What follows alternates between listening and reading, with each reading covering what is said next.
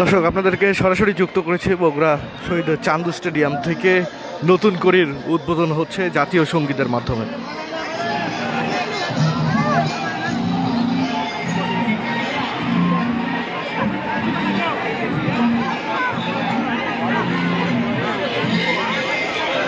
একই সাথে কিন্তু সিলেটে মাননীয় প্রধানমন্ত্রী তারেক রহমান তিনি শুভ উদ্বোধন করছেন নতুন করি স্পোর্টস 2026-এর। একই সাথে সারা দেশেই এই স্পোর্টসটি উদ্বোধন হচ্ছে। বগুড়া শহীদ চান্দু স্টেডিয়ামে উদ্বোধনী অনুষ্ঠান শুরু হয়েছে। এখানে প্রতিমন্ত্রী মীর শাহ আলম সাথে সংসদ সদস্যরাও কিন্তু রয়েছেন এই স্পোর্টস উদ্বোধনী অনুষ্ঠানে।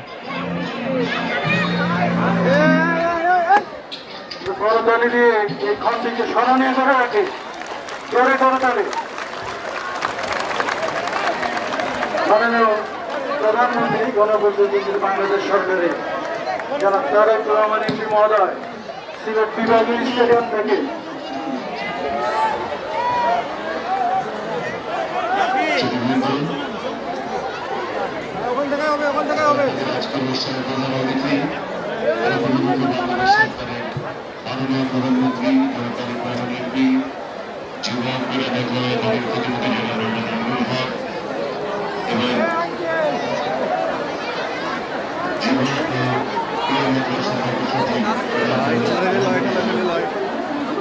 বিভাগীয় স্টেডিয়ামে যখন উত্তোলিত হবে তখন কিন্তু আমরা ছাড়বো, এখন না। আমরা লক্ষ্য রাখি এলইডি স্ক্রিনের উপরে নজর রাখি। সিলেট বিভাগীয় স্টেডিয়ামে যখন মাননীয় প্রধানমন্ত্রী উদ্বোধন করবেন বলেন শক্তি নিয়ে, তখন আমরা কিন্তু এর পরে এই বগুড়া স্টেডিয়ামে বেলুন এবং শক্তি উত্তোলন করবো।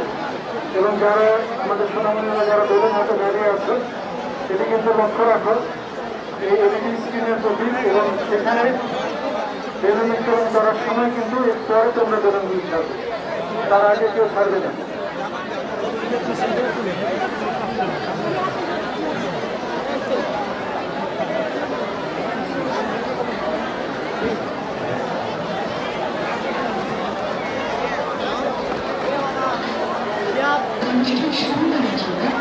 মাননীয় প্রধানমন্ত্রী আপনার সম্পূর্ণ অনুমতি যাত্রা করছি।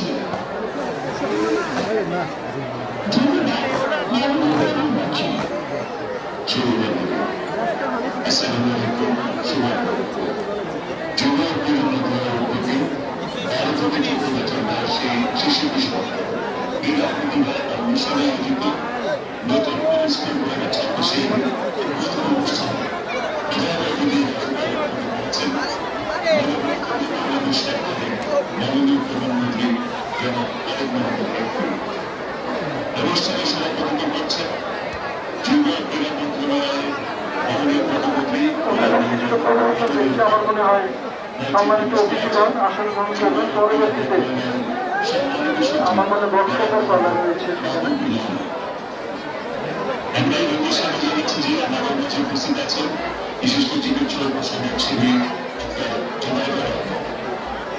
অনুষ্ঠানে আরো উপস্থিত রয়েছে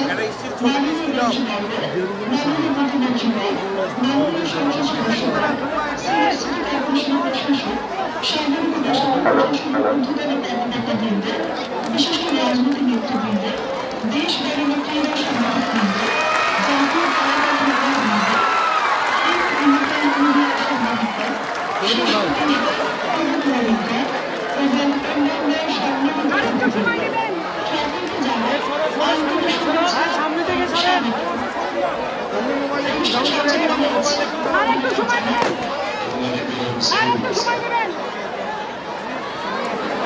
সম্মানিত সভা, বিশেষ চান্দুরা সম্পন্ন জন্মানুষ্ঠান আজকের অনুষ্ঠানে বিশেষ স্বাগত উপস্থাপন করছেন তানজানিয়ার জাতীয় শিক্ষক মোহাম্মদ আরিফুল ইসলাম। দর্শক আপনাদেরকে যেমনটি জানাচ্ছিলাম যে নতুন করি স্পোর্টস 2026 সেটির উদ্বোধন হলো বগুড়া শহীদ চান্দু স্টেডিয়ামে। একই সাথে কিন্তু সারা দেশে উদ্বোধন হলো। প্রধানমন্ত্রী তারেক রহমান বগুড়া সহ সারা দেশে একই সাথে তিনি উদ্বোধনী যে অনুষ্ঠান সেখানে তিনি অংশগ্রহণ করেছেন। প্রধান উদ্বোধনী অনুষ্ঠান কিন্তু অনুষ্ঠিত হচ্ছে সিলেটে। সেখানে প্রধানমন্ত্রী তারেক রহমান উদ্বোধনী অনুষ্ঠানে যুক্ত রয়েছেন এবং এলইডি স্ক্রিনে বগুড়া শহীদ চান্দু স্টেডিয়ামে সেটাই কিন্তু দেখানো হচ্ছে। দর্শক, শহীদ চান্দু স্টেডিয়ামে নতুন করে স্পোর্টসের উদ্বোধনী অনুষ্ঠান থেকে এই ছিল এখন পর্যন্ত আমার কাছে সর্বশেষ। যারা যুক্ত ছিলেন দৈনিক করতোয়ায়, আমি রাহিনুর ইসলাম এখনকার মতো আপনাদের কাছ থেকে বিদায় নিচ্ছি। পরবর্তী আপডেট নিউজ জানার জন্য দৈনিক করতোয়ার সাথে থাকুন। ধন্যবাদ সবাইকে।